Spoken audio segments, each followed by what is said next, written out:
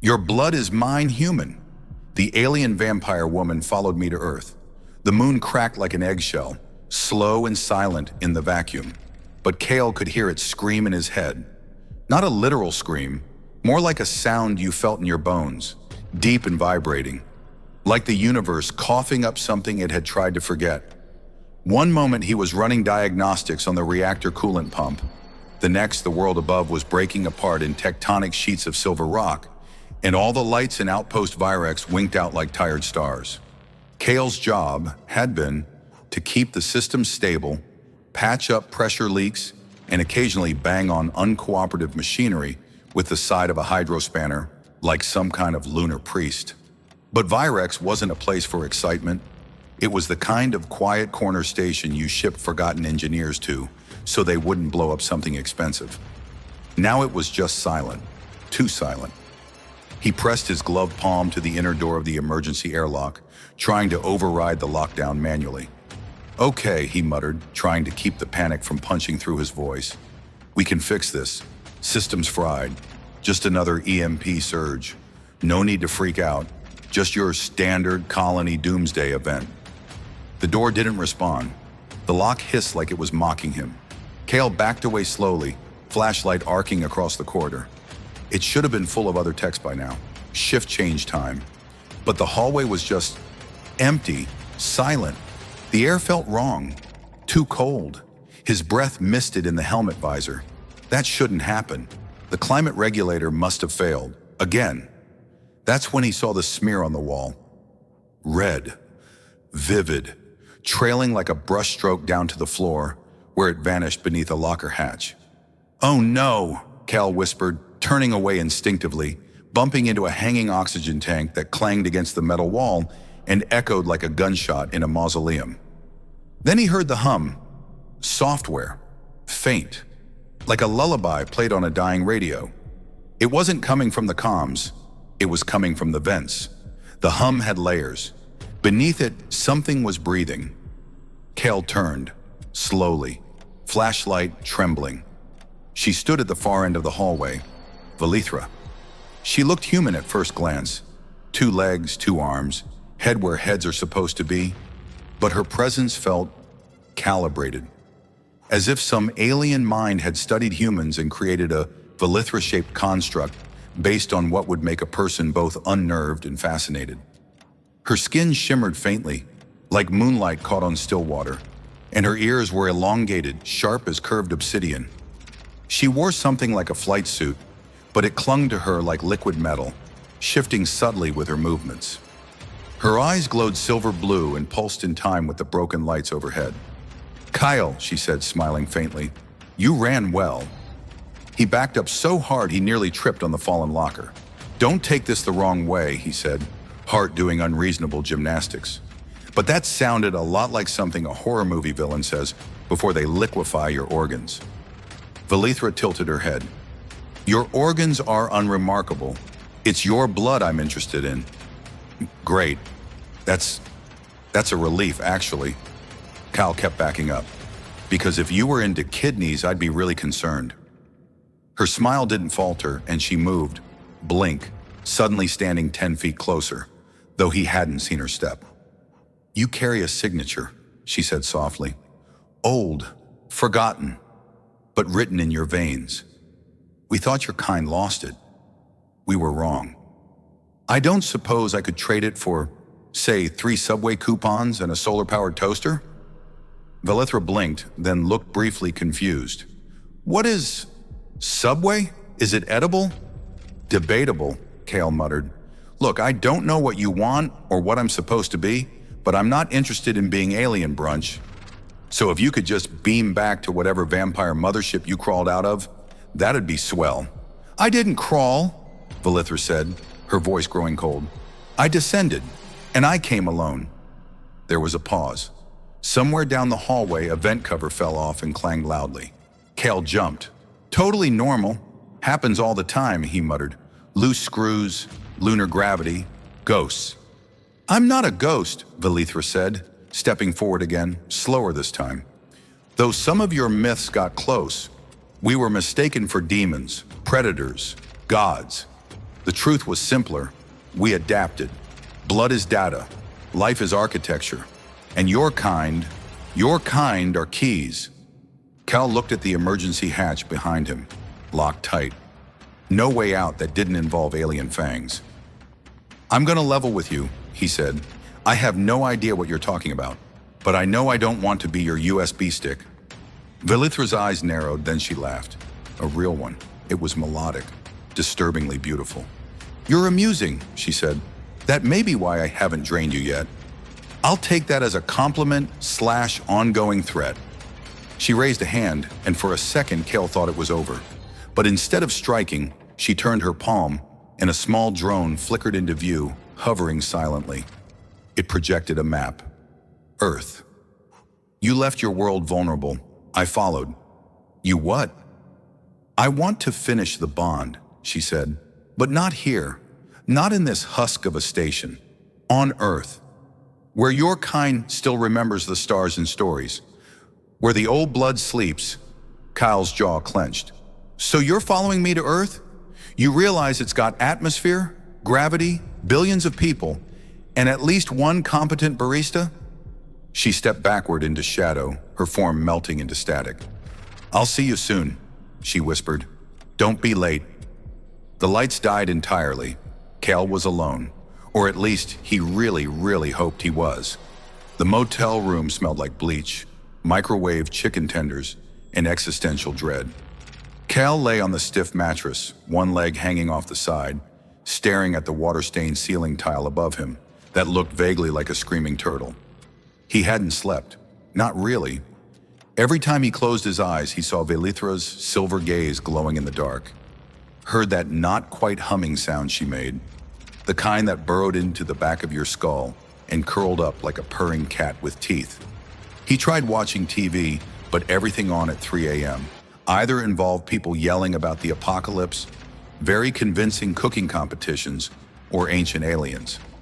Ironically, only one of those felt remotely accurate. Okay, Cal said aloud, glancing at the blinking light on his wristcom. Let's think this through. Moon explodes, check. Alien vampire woman follows me to Earth, check. Says my blood has a cosmic destiny, also check. Possible global invasion incoming, tentative check. Did I forget anything? Oh right, I'm apparently a galactic USB stick. He rolled over and buried his face in a motel pillow that had the firmness of a soggy biscuit. God, I need coffee. As if summoned by the sheer force of caffeine withdrawal, his wristcom chirped. It wasn't a message from any human network. The signal was local, encrypted, and had a distinctive melodic pulse. Velithra's signal. Nope, Cal said flatly, turning off the device. He was out the door 10 minutes later because he was deeply aware of how horror movie rules worked, and staying in one place after the vampire sends a love letter through alien Bluetooth was never the smart move. He grabbed a coffee from the gas station down the road, a bitter sludge the cashier called Midnight Surge. It tasted like burnt rubber and despair, but it kept him awake. Kyle took his drink to a bench overlooking the dusty Arizona desert. The sun was just starting to rise, bleeding orange and violet across the sand. For a few minutes, he could pretend the world wasn't unraveling. Then the bench beside him creaked. He didn't look. I am very seriously contemplating throwing this coffee at you, he said. Velithra sighed. Then I'd have to disintegrate your hand. A shame. It's attached to a rather compelling circulatory system. Cale groaned, finally turning to look at her. She sat cross-legged, wearing a hoodie that said, Area 51 Raid Team, and dark sunglasses far too large for her face. She'd tucked her elongated ears into the hood, but they still made the fabric bulge like twin shark fins. You're trying to blend in, aren't you? He asked. I studied your fashion customs extensively, she said proudly. I watched 17 Earth hours of streaming content on a stolen orbital data tether. What did you watch? Fast and the furry 12 paw to the metal. She paused. I now understand everything about your mating rituals and vehicular priorities. Kyle rubbed his temples. I cannot express how deeply inaccurate that understanding probably is. Velithra smiled, a flash of fangs. You're adjusting well. To what? Being hunted by a space vampire who wants to suck my blood and possibly marry me? I never said marry. That's a rather primitive social contract. Oh, I'm so sorry. You just want to bond with me on a genetic level. Velithra's tone softened. You don't understand what you are. Enlighten me. She shifted, drawing something from the folds of her hoodie. A data crystal, about the size of a coin, glowing with internal light. We call this a soul shard. It stores memory across quantum resonance layers. This one holds the remnants of a pact made before your species could write. Your blood matches the signature. Kyle blinked. So what? I'm a reincarnated space diplomat? No, she said. You're a descendant, a genetic failsafe. Your people once promised unity. That promise was broken. The shard can rebuild it, through you. He stared at her, then took a long, bitter sip of Midnight Surge. Let me guess, the alternative is war. She nodded. Well, that's great. No pressure. Velithra stood. The others will come. Not all are like me. Some don't want peace. They'll smell you like I did, and they'll choose conquest. I came first because She hesitated. I requested to come first. That caught Kyle off guard. Why? I was curious. She looked away, scanning the desert horizon. And I wanted to see the Earth. It is smaller than I imagined, but loud. You people build so much noise into your lives. I like it. Kyle snorted. Wait till you hear our politics. I already did, she said. I almost turned around. They stood there in silence, watching the sun finish its slow crawl over the ridge. A flock of birds cut across the sky like ink spills. Then Kale said, So, what now? Velithra turned to him, serious again.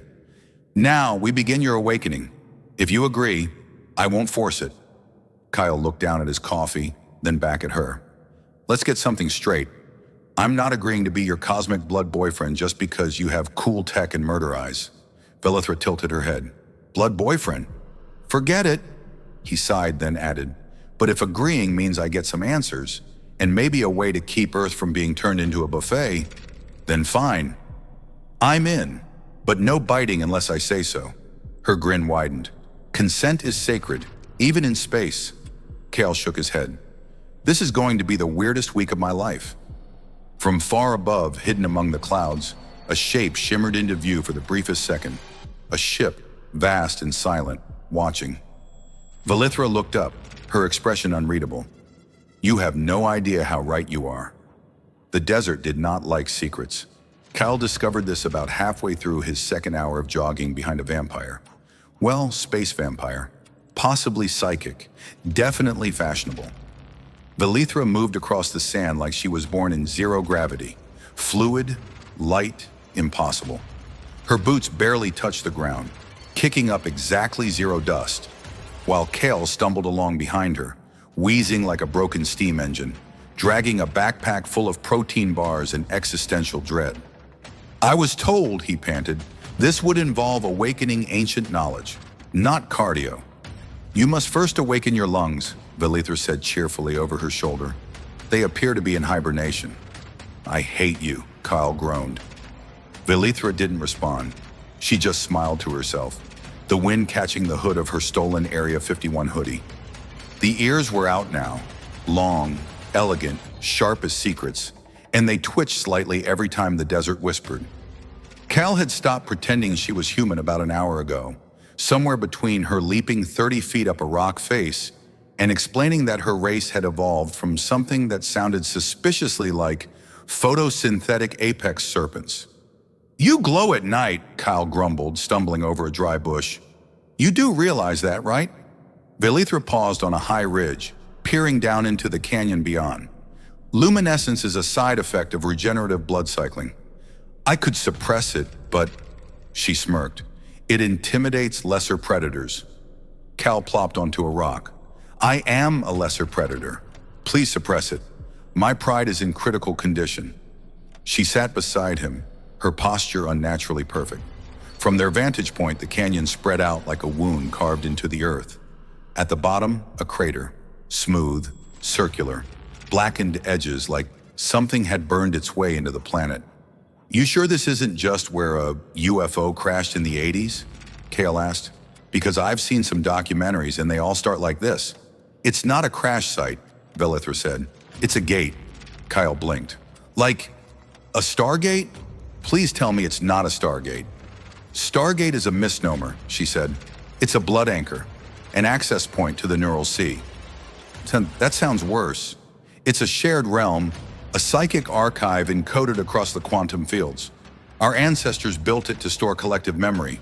The pact between our species is buried within. Cal sipped the last of his now lukewarm energy drink. So you're telling me we need to go spelunking into an alien memory hole powered by vampire juice? That's a deeply inaccurate description, Velithra said, but not technically incorrect. She hesitated. Less incorrect than I'd prefer. They descended into the crater after nightfall. Velithra moved with the same impossible grace, and Kale did his best not to trip on his own shoelaces. At the center of the crater was a disk of obsidian metal, etched with symbols that shifted subtly when Kale looked at them. Not physically, just perceptually. They didn't change so much as remind him they'd always looked different. Is this going to hurt? He asked. Yes, Velithra said, but only if you fight it. Great, Kale muttered. That's what I say to my dentist before they go in with the drill. She took his hand. That alone was weird. Her skin was cool, like marble left in moonlight, but her grip was warm, familiar somehow, like memory pretending to be flesh. Then she pressed his palm to the metal. Light exploded. Not outward, inward. Cal's vision imploded into tunnels of shifting geometry and flashes of stars that had no names. He was falling upward, or sideways, or backward into someone else's dream. Voices surrounded him, not in his ears, in his bones. Ancient languages layered atop one another, like 1,000 civilizations whispering through time. Images flashed, humans and not humans standing side by side, sharing blood from a chalice that shimmered with the light of binary stars. Velithra was there, or her ancestor. The resemblance was unmistakable. Then came the fire, not literal, not burning flesh, a memory of war, betrayal. The pact shattered.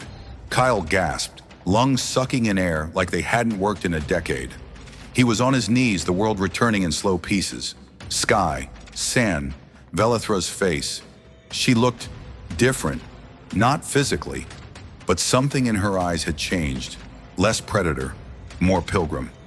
You saw it, she said quietly. Kyle nodded. It was like history got mad at me personally. Velithra helped him up. That was the truth your people buried. The bond between us wasn't conquest. It was alliance, genetic and cultural. But your ancestors chose fear. They called us monsters. They destroyed the anchors. Except this one. It was hidden, guarded. Cal looked around the crater. So what now? I get a space sword and fight off your evil cousins? Velithra's expression darkened. If only it were that simple. Please don't say it's worse. It's more complex, she said. Ugh, I hate that. They climbed out of the crater under a sky full of stars. Kale felt changed. Not in a dramatic, glowing eyes, superhero montage way, but something inside him felt unlocked. A door creaked open somewhere in the deep halls of his DNA. Then behind them, the crater pulsed, a soft sound, like a heartbeat. Kyle turned. Was that supposed to happen? Velithra stared at the gate, face unreadable. No. From the sky, a streak of fire arced downward, unnatural, fast, silent. It didn't crash. It arrived. Another ship, another vampire. Kyle groaned. Please, tell me it's the friendly kind. Velithra narrowed her eyes. There are no friendly kinds. He sighed. Of course there aren't. Why would there be? Cal had never been a big fan of dramatic entrances, mostly because he was usually the one screaming as something dramatically entered through the wall. The ship didn't crash so much as fold into existence, blooming open like a metal flower, blooming with poor intentions. It hovered 10 meters off the desert floor, completely silent, sleek and black as a banker's soul, and not a speck of dust stirred beneath it. Well, Kyle said, backing up slowly, I vote we leave. Immediately. Like right now. Like 5 minutes ago. Velithra didn't move.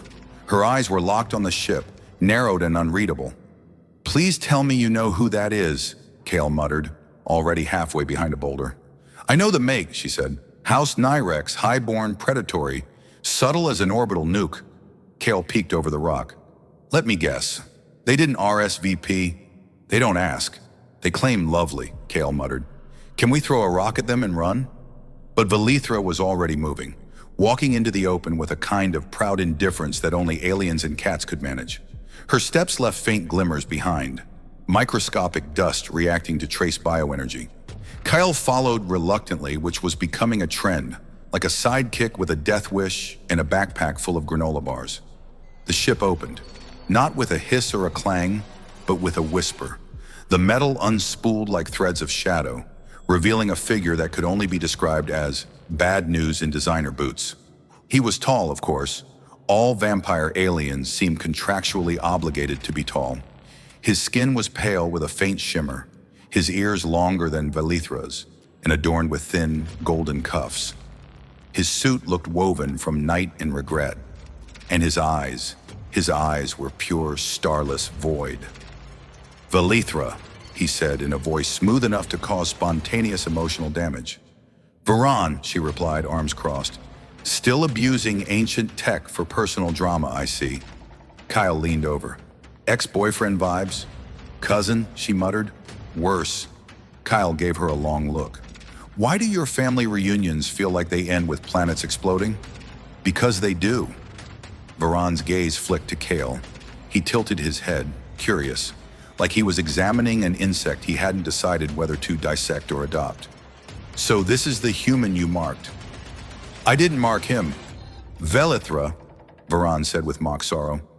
"You always were sentimental." Kyle stepped forward, lifting a hand. "Hi. Yes, standing right here. Can I just say, no one is marking anything unless I sign a form, probably in triplicate and definitely after a coffee." Varan smiled. It was not a kind smile. It was the kind of smile you put on before pressing a button labeled End Simulation. "The shard has awakened, hasn't it?" he asked, eyes glinting. "I can feel it from orbit. Your blood is singing." "Again with the blood," Kale muttered. "Can we not just exchange phone numbers like normal people?" Velithra stepped in front of him. "He's under my protection." Varan raised an eyebrow. "You think that will stop us?" Kale leaned sideways to peek around Velithra. "Okay, pause. Who's us? Because you said that like there's a whole vampire justice league involved." In response, the sky shimmered. One by one, sleek black ships slipped into visibility above the desert, forming a constellation of teeth and menace. They hovered in perfect silence, each one bristling with the kind of weaponry that made nukes look like water balloons. Kyle let out a breath. "That answers that." "We've come to reclaim what was denied us," Varan said. "The pact is void. The humans chose war once. This time, we choose efficiency." "You're insane," Velithra snapped. "No," Varan said. "I'm hungry." Before Kale could make a helpful and well-timed joke about ordering pizza, the air between them shimmered again, this time in a completely different tone. A high-pitched thrumming vibrated in Kale's bones, and a third ship uncloaked above them. Not black, not sleek. This one looked different. Older, curved like bone, textured with lines that pulse like veins. Velithra gasped. "That's not one of ours." Cal blinked. "Wait, is that ours as in vampire ours? Or ours as in alien race that wants to suck my blood, but is maybe chill now?" "Neither," she said. The ship landed without sound, just a ripple across the sand. From it stepped a figure in a white suit, face obscured by a mask of mirrored glass. The figure moved with human weight, but carried itself like a question that hadn't been answered in 1,000 years. Varan actually took a step back. The figure spoke. The voice was modulated but calm, measured. "Kale Virel, we've been looking for you." Kale pointed at himself. "Me? Why is it always me?"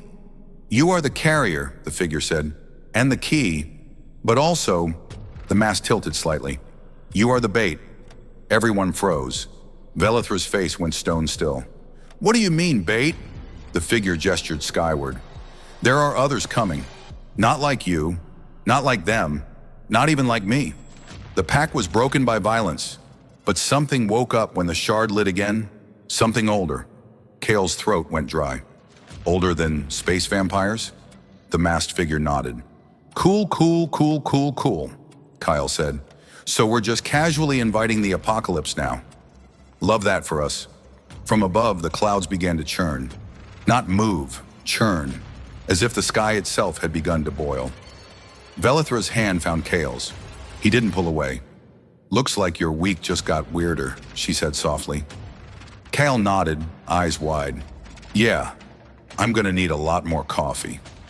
Kale had never felt so small, and considering he once got locked in a broom closet for 3 hours on Luna Station Beta, that was saying something. The sky was no longer just the sky. It had become a mouth, yawning wide, devouring stars. The clouds twisted into unnatural geometries, pulsing like nerves, and lightning flickered in patterns that looked suspiciously like ancient runes. Not the helpful kind either. More like, abandon hope, ye who decode this glyph. Velithra stood beside him, her ears twitching like antennae scanning for cosmic doom. Varan paced in the background, pacing the way only aristocratic space vampires could. Like every step was a monologue waiting to happen. Okay, Kale muttered, I get it now. I'm a carrier, which apparently doesn't mean I deliver pizzas, but instead I'm a glowing human key to a blood contract made by ancestors who thought psychic vampirism was a healthy way to bond. You've adjusted admirably, Velithra said. Thanks. I scream internally at least 30% less than I did 2 days ago. The masked figure in white stood at the center of the clearing, arms calmly folded. The gate will open fully within minutes. The entity approaching is not a fleet. It is not a being. It is a convergence. A memory of war so old it lost its name. It feeds on broken oaths and the fear of species on the brink. Cal raised a hand. So, it's like a cosmic tax auditor? Worse, said Velithra. It's a sentient grudge. Behind them, Varan scoffed. Let it come. We are the heirs of the pact. We have power. We have ships. We also have, Kyle interjected, exactly zero plan, unless your master strategy is to glare the sky into submission. Varan bared his fangs. I liked you better when you were unconscious. I liked me better before I had blood that glows in the dark, Kale shot back. Here's a wild idea. What if we stop trying to bite each other long enough to unbreak the pact? The clearing fell silent. Even the sky paused, if such a thing were possible. Velithra turned toward him slowly, eyes narrowing in thought. The pact, she said, it was forged in blood, memory, and choice. If Kale carries the fragment of the original oath, he could rewrite it, the masked figure finished, but only if all sides agree. Varan stepped forward skeptical. You think one half-formed human can restore an interstellar treaty with a glowing brain and bad jokes? Cal grinned.